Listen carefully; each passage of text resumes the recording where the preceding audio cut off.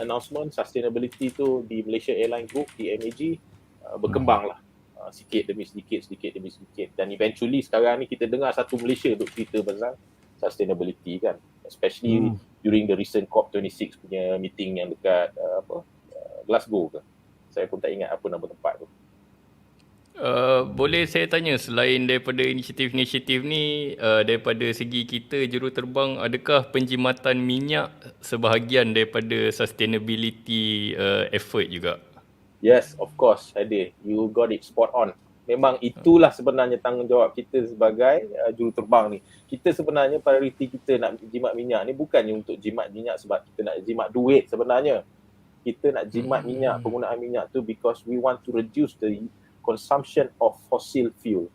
Fossil fuel ni dia ada limit. Dia fossil fuel ni dia tak ada di dalam tanah kita ni, dalam bumi kita ni, perut bumi kita ni, dia tak ada forever. It's not a continuous supply sampai bila-bila, tak ada. Over time, over the years, I think the next few years down the road, dia akan berkurang. Dan you must remember, for every drop of fossil fuel punya burn, regardless whether jet fuel ke, ataupun minyak kereta ke, atau diesel ke, whatever, dia akan produce carbon. Dia akan produce a number of other carbon emission, carbon dioxide equivalent punya emission. Termasuklah all these greenhouse gases, if you've heard about nitrogen oxide, especially in jet fuel. Jet fuel, nitrogen oxide, synonym. So we call it carbon emission lah in general, nak bagi senang orang faham kan. So this is our contribution, especially people in the aviation industry, as pilots especially. Keputusan untuk melepaskan karbon ke udara, ke atmosfera, terletak di tangan kita. Bukan di tangan CEO, bukan di tangan chief pilot, bukan di tangan chief finance officer ke, bukan. Di tangan pilot. Tangan inilah yang menentukan berapa banyak carbon emission yang kita nak lepaskan ke udara. Jadi kita sebagai juruterbang yang bertanggungjawab, yang profesional, of course kita kena mengambil jalan apa saja yang boleh untuk mengurangkan. Maknanya kalau tak perlu nak guna minyak tu, tak perlulah. Kita gunakan untuk yang perlu saja. Inilah maksudnya sustainability. Maknanya kita bukan tak grow, kita bukannya tak. Setengah orang dia kata, oh kalau macam tu tak payah terbang lah, bagus. kalau kita tak terbang, masalahnya, okay, we must look at it this way.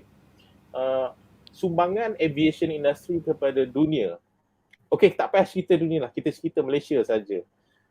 Sumbangan, if I'm not mistaken, this data was produced somewhere in 2016. 2000. Saya pun tak ingat bila. Please don't quote me lah. Tapi roughly begitulah. It's about 5.2 billion dollars US GDP sumbangan aviation ke Malaysia. Jadi maknanya without aviation, siapa yang nak bagi sumbangan banyak tu kepada ekonomi negara? Dan ekonomi negara ni akan mempengaruhi pembangunan manusia ataupun masyarakat dan rakyat di dalam negara tu. Jadi kalau aviation industry tak berkembang, berarti orang kat dalam Malaysia tu, dalam negara tu, salah satu negara tu, dalam contoh ni Malaysia lah, pun tak boleh nak berkembang. Tapi we cannot grow at the expense of environment. So maknanya ketiga-tiga ni semua kena seiring. Maknanya kita develop, kita ambil apa yang kita perlu saja. Maknanya kalau kita makan nasi tu, kita ambil jumlah yang kita boleh telan, jumlah yang cukup untuk kita hidup. Bukan untuk kita makan sampai kembung perut, sampai nak termuntah, tak. Kita makan yang cukup untuk kita hidup saja. Ini mungkin apa yang diajar yang berhenti sebelum kenyang tu, benda-benda ni lah kan, comes into play. Betul. That is sustainability punya konsep. Kita ambil apa yang kita perlu sahaja. Jadi untuk pilots pula, kita pakai fuel apa yang kita perlu untuk satu-satu sektor tu. Kalau katakan kita fly macam KD ada di mana? Di Dubai. Kalau kita terbang daripada KL Dubai, kalau kita perlu pakaikan minyak dalam 60 tan, kita pakai 60 tan. Jangan pergi 60.1 tan. Yang extra 0.1 tan tu, walaupun nampak sikit, tapi kalau katakanlah satu bulan ada 100 flight. Betul. Dalam setahun dah ada berapa flight?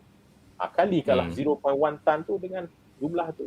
So banyak itulah carbon emission yang kita dah produce.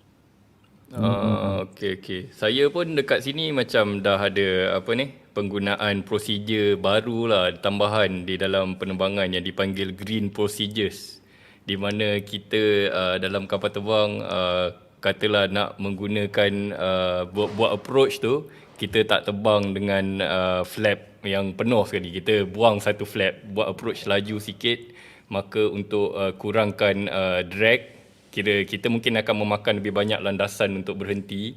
Tapi tak silap saya, untuk sebuah kapal yang besar boleh menjimatkan lebih kurang 145 kg seminit untuk setiap approach.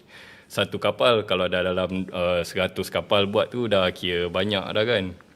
Dan ada lagi benda-benda lain seperti start APU sebelum masuk ke gate tu start lambat sikit. Biasanya bila dah landing guna reverser, start guna. Nampaknya memang green procedure ni memang sesuatu yang akan diadaptasi oleh lebih banyak lagi airline lah saya rasa di serata dunia ni. Betul Kide.